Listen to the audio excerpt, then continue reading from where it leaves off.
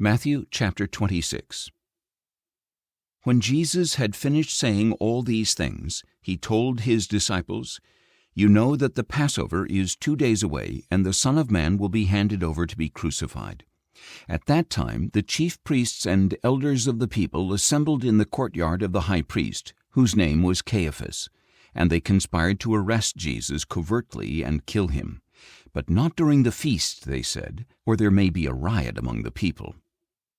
While Jesus was in Bethany, in the home of Simon the leper, a woman came to him with an alabaster jar of expensive perfume, which she poured on his head as he reclined at the table.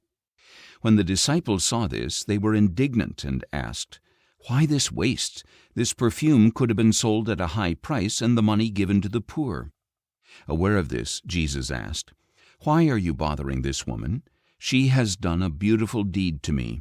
The poor you will always have with you, but you will not always have me. By pouring this perfume on me, she has prepared my body for burial. Truly I tell you, wherever this gospel is preached in all the world, what she has done will also be told in memory of her." Then one of the 12, the one called Judas Iscariot, went to the chief priests and asked, "What are you willing to give me if I hand him over to you?" And they set out for him 30 pieces of silver. So from then on, Judas looked for an opportunity to betray Jesus. On the first day of the Feast of Unleavened Bread, the disciples came to Jesus and asked, "Where do you want us to prepare for you to eat the Passover?" He answered, "Go into the city to a certain man and tell him that the teacher says, 'My time is near. I will keep the Passover with my disciples at your house.'" So the disciples did as Jesus had directed them and prepared the Passover. When evening came, Jesus was reclining with the 12 disciples, and while they were eating, he said to them, "Truly I tell you, one of you will betray me." They were deeply grieved and began to ask him one after another, "Surely not I, Lord?"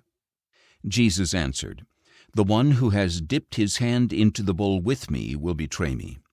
The Son of Man will go just as it is written about him, but woe to that man by whom he is betrayed. It would be better for him if he had not been born." Then Judas, who would betray him, said, "Surely not I, Rabbi?" Jesus answered, "You have said it yourself." While they were eating, Jesus took bread, spoke a blessing, and broke it, and gave it to the disciples, saying, "Take and eat, this is my body." Then he took the cup, gave thanks, and gave it to them, saying, "Drink from it, all of you. This is my blood of the covenant, which is poured out for many for the forgiveness of sins. I tell you, I will not drink of this fruit of the vine from now on until that day when I drink it anew with you in my Father's kingdom." And when they had sung a hymn, they went out to the Mount of Olives. Then Jesus said to them, "This very night you will all fall away on account of me, for it is written, 'I will strike the shepherd, and the sheep of the flock will be scattered.' But after I have risen, I will go ahead of you into Galilee." Peter said to him, "Even if all fall away on account of you, I never will." "Truly I tell you," Jesus declared, "this very night, before the rooster crows, you will deny me 3 times."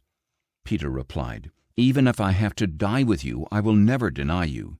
And all the other disciples said the same thing. At that time Jesus went with his disciples to a place called Gethsemane, and he told them, "Sit here while I go over there and pray." He took with him Peter and the 2 sons of Zebedee, and began to be sorrowful and deeply distressed. Then he said to them, "My soul is consumed with sorrow to the point of death. Stay here and keep watch with me." Going a little farther, he fell face down and prayed, "My Father, if it is possible, let this cup pass from me, yet not as I will, but as you will." Then Jesus returned to the disciples and found them sleeping. "Were you not able to keep watch with me for 1 hour?" he asked Peter. "Watch and pray so that you will not enter into temptation, for the spirit is willing, but the body is weak." A second time he went away and prayed, "My Father, if this cup cannot pass unless I drink it, may your will be done." And again Jesus returned and found them sleeping, for their eyes were heavy. So he left them and went away once more and prayed a third time, saying the same thing. Then he returned to the disciples and said, "Are you still sleeping and resting? Look, the hour is near, and the Son of Man is betrayed into the hands of sinners. Rise, let us go. See, my betrayer is approaching." While Jesus was still speaking, Judas, one of the 12, arrived, accompanied by a large crowd armed with swords and clubs, sent from the chief priests and elders of the people. Now the betrayer had arranged a signal with them. "The one I kiss is the man. Arrest him." Going directly to Jesus, he said, "Greetings, Rabbi," and kissed him. "Friend," Jesus replied, "do what you came for." Then the men stepped forward, seized Jesus, and arrested him. At this, one of Jesus' companions drew his sword and struck the servant of the high priest, cutting off his ear. "Put your sword back in its place," Jesus said to him, "for all who draw the sword will die by the sword. Are you not aware that I can call on my Father, and he will at once put at my disposal more than 12 legions of angels? But how then would the Scriptures be fulfilled that say it must happen this way?" At that time Jesus said to the crowd, "Have you come out with swords and clubs to arrest me as you would an outlaw? Every day I sat teaching in the temple courts, and you did not arrest me. But this has all happened so that the writings of the prophets would be fulfilled." Then all the disciples deserted him and fled. Those who had arrested Jesus led him away to the house of Caiaphas the high priest, where the scribes and elders had gathered.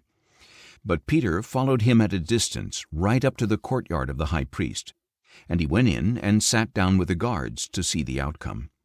Now the chief priests and the whole Sanhedrin were seeking false testimony against Jesus in order to put him to death. But they did not find any, though many false witnesses came forward. Finally, 2 came forward and declared, "This man said, 'I am able to destroy the temple of God and rebuild it in 3 days.'"